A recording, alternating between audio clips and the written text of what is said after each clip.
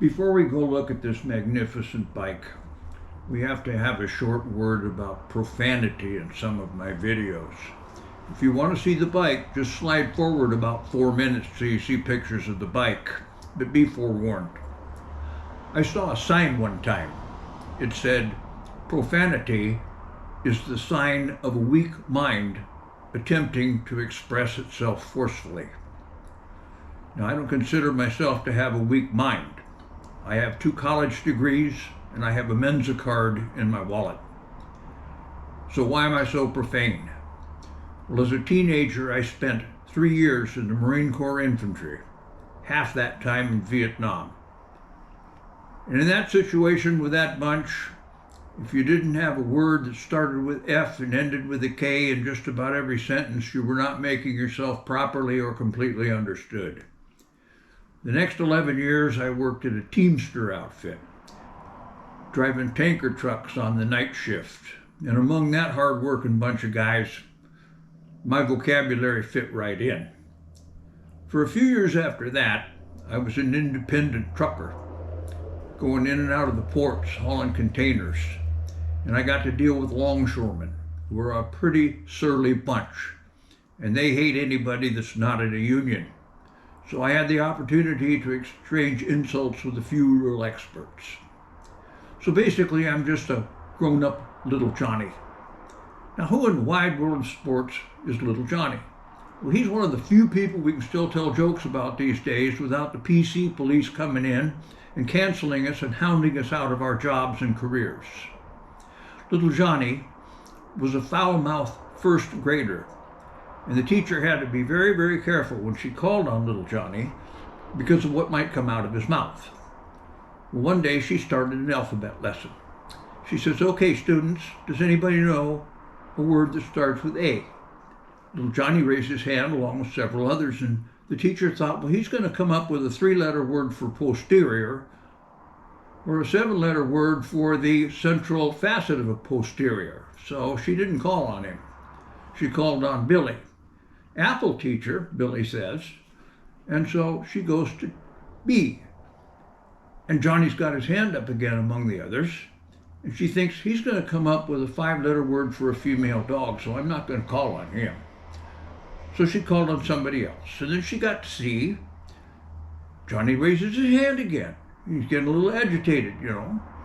And she realizes he's going to come up with a 4-letter word, a derogatory term for woman. So she doesn't call on him. Well, she goes completely through the alphabet till she gets to the letter R.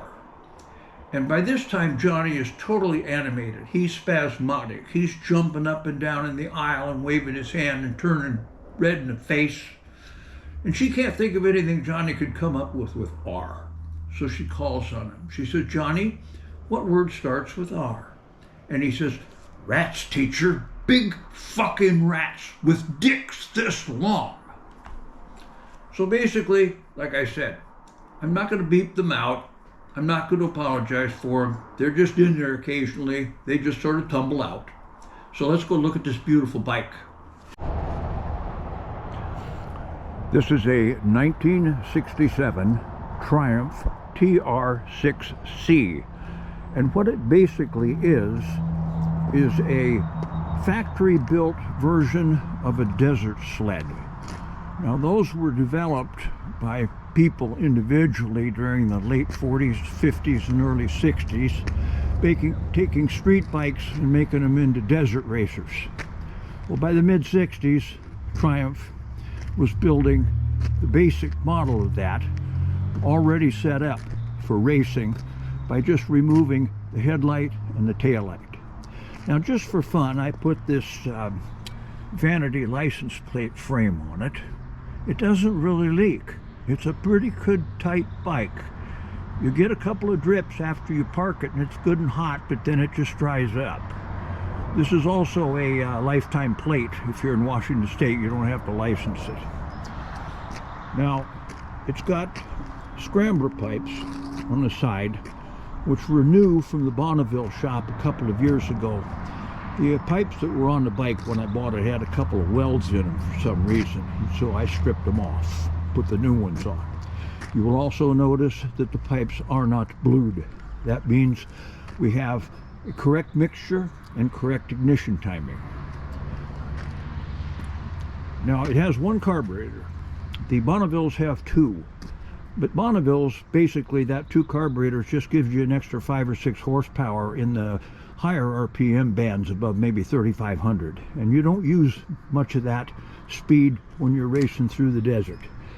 You want to be on the low end, getting torque out of it.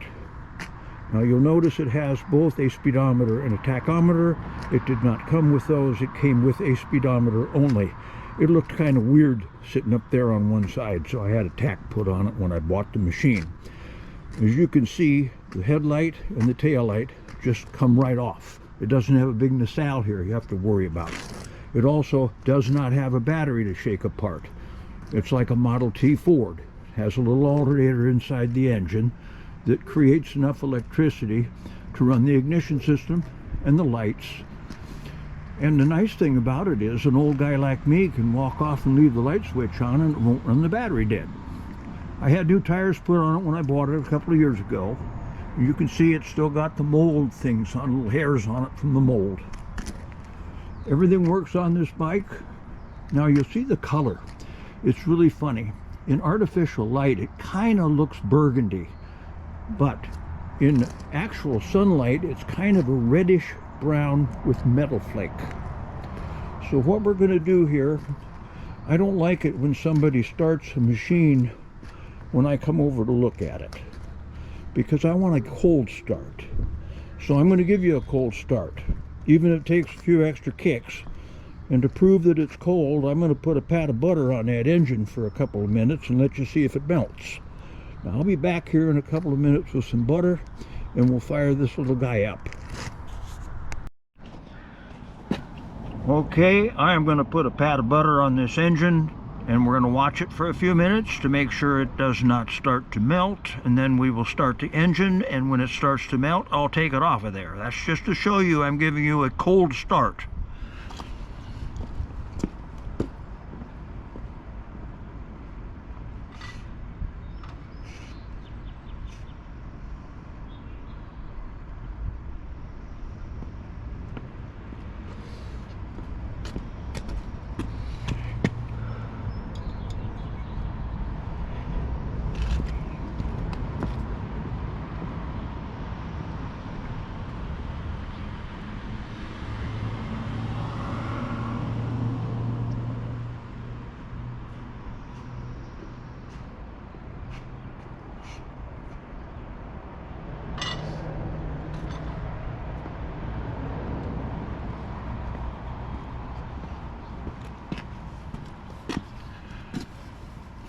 Now I see if I'd have run this engine even for maybe 20 seconds, that butter would be melting by now, but it's not.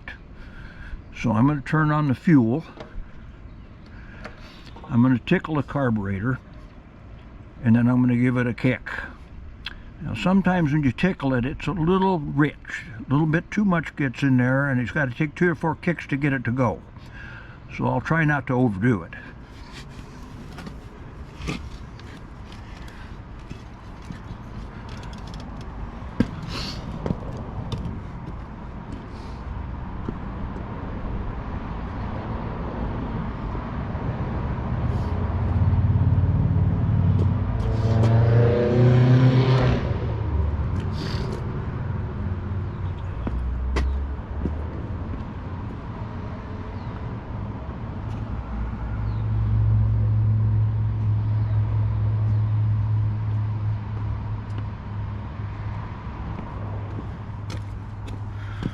Okay, like I say, this is a cold start, so if it takes more than 1 kick, you're going to get to watch. Here we go.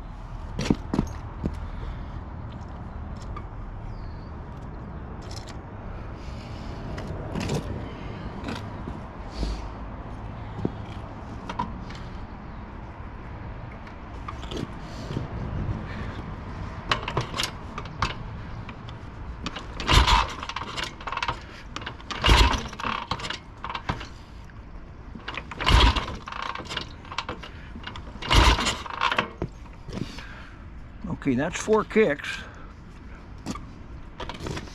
give it a little more gas here.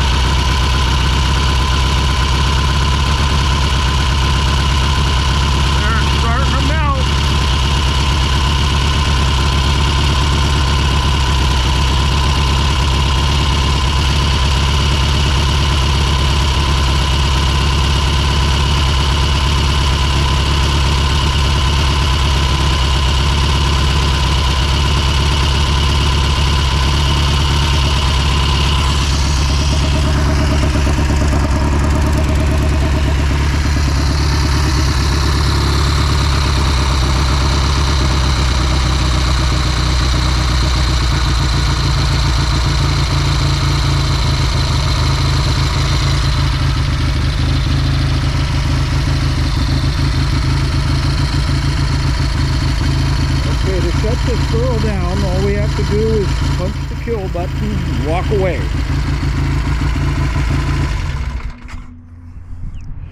And that's all there is to it. I'll pick up the junk around here and then we'll take a little ride.